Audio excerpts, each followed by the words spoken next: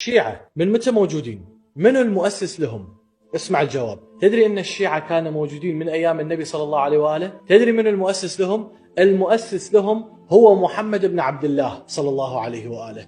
إي نعم، مثل ما سمعت، هو النبي الأكرم صلى الله عليه وآله. الأدلة كثيرة، من أراد فليراجع التاريخ ويبحث. أنا راح أكتفي بثلاث مصادر تاريخيين وليس من مصدر شيعي.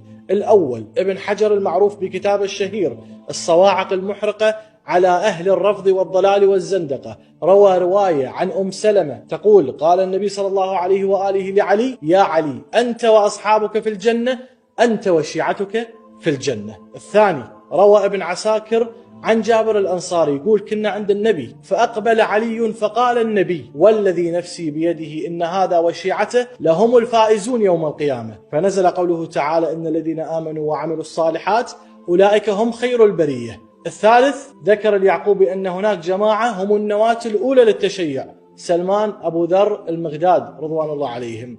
فإن كنت في شك راجع الأدلة آخر الفيديو.